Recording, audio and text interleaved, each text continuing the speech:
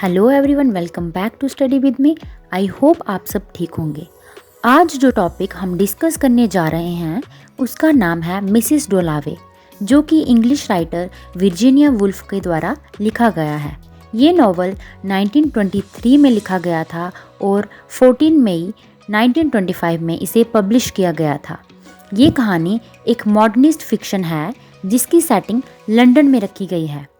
Mrs डोलावे Virginia Woolf का एक फेमस नॉवल है। ये एक वन डे नॉवल है और इसमें 2 अनकनेक्टेड स्टोरीज हैं। दोनों स्टोरीज एक साथ इस नॉवल में चलती रहती हैं, जिसमें से पहली स्टोरी मिसिस क्लैरिसा डोलावे नाम की एक अपर क्लास वुमेन की है जो कि हमेशा अपने पास्ट और प्रेजेंट लाइफ में स्ट्रगल करती रहती है, और दूसरी स्टोरी सेप्टिमस वैरेंट स्मिथ नाम के एक सोल्जर की है जो कि फर्स्ट वर्ल्ड वार के बाद एक साइकोलॉजिकल डिसऑर्डर या हेलुसिनेशन से सफ़र कर रहे हैं। अल्टीमेटली इस स्टोरी के एंड में उनकी डेथ हो जाती है। इस नॉवल की सबसे इम्पॉर्टेंट बात यह है कि इसकी स्टोरी वन डे में ही फ्रेम की गई है, मतलब सुबह से लेकर रात तक जितने भी इम्पॉर्टेंट इवेंट या एक्शन होते हैं वो इस नॉवल में रखे गए हैं। तो ये थी हमारे नॉवल के रिलेटेड कुछ डिटेल इन्फॉर्मेशन। अब बिना टाइम वेस्ट किए हम स्टार्ट करते हैं हमारा आज का नॉवल मिसिस डोलावे। इस स्टोरी की शुरुआत क्लैरिसा डोलावे नाम की एक अपर क्लास वुमन से होती है जो कि लगभग 50 साल की होगी, जिसने रिचर्ड से शादी की है। रिचर्ड डोलावे जो कि कंजर्वेटिव पार्टी का एक पॉलिटिशियन है। क्लैरिसा अपने ही घर में एक पार्टी ऑर्गेनाइज करती है और नेक्स्ट मॉर्निंग वो लंदन चली जाती है फ्लावर्स लेने के लिए।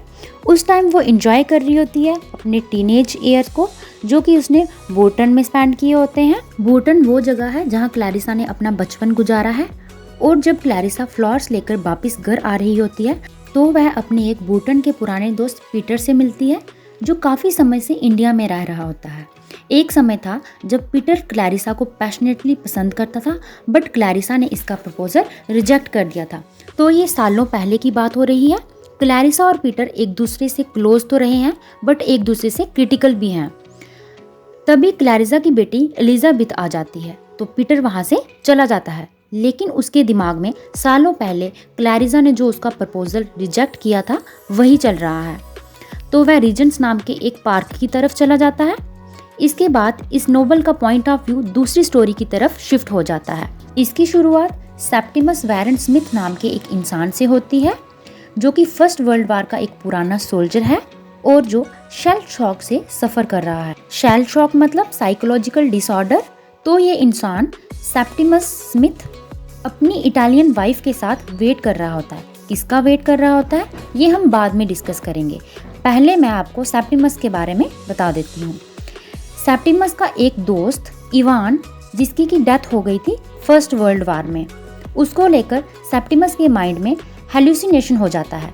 हेलुसिनेशन मतलब इसको हर जगह अपना फ्रेंड इवान ही दिखाई देता है। शेल शॉक से पहले सेप्टिमस पोइम लिखता था, बट जब से इवान की डेथ हुई है तब से वह बुरी तरीके से सुन हो गया है और कुछ भी फील नहीं कर पा रहा था। सेप्टिमस हमेशा सुसाइड करने के बारे में सोचता है। इसकी इटालियन वाइफ लुक्रेजिया इसे डॉक्टर होल्मस के पास दिखाने ले जाती है, लेकिन डॉक्टर होल्मस ने कहा कि इन्हें कुछ भी नहीं है, बस इनके मन में डर बैठ गया है। उसी दिन दोपहर ये दोनों हस्बैंड वाइफ सर विलियम ब्राडशॉ से मिलने जाते हैं। सर विलियम ब्राडशॉ जो कि एक साइकोलॉजिकल डॉक्टर हैं। सर विलियम ब्राडशॉ ने प्लान किया कि वह सेप्टिमस को एक मेंटल इंस्टीट्यूशन में भेज देंगे। अब हम वापस चलते हैं फर्स्ट स्टोरी मिसिस डोलावे की तरफ। क्लैरिसा डोलावे के हस्बैंड रिचर्ड डोलावे लेडी ब्रूटन और ह्यूज नाम के एक इंसान के साथ लंच कर रहे हैं।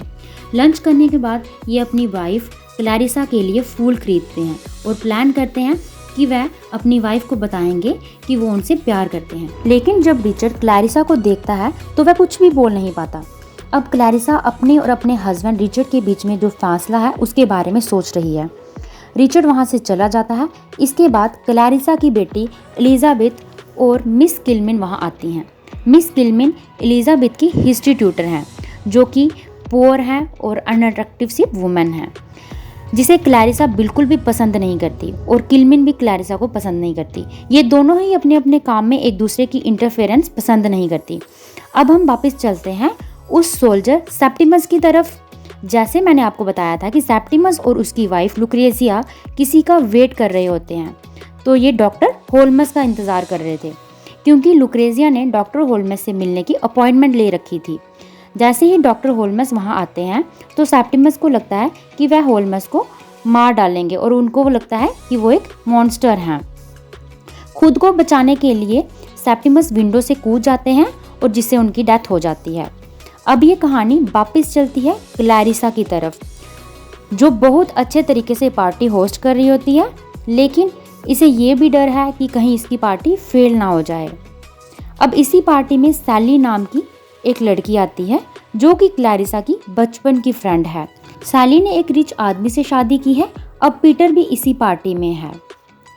सर विलियम ब्राडशॉ पार्टी में लेट पहुंचते हैं तो उनकी वाइफ क्लैरिसा को सेप्टिमस की डेथ के बारे में बताती है। क्लैरिसा को बहुत अफसोस होता है, वह अकेले में जाकर सेप्टिमस के बारे में सोचती है।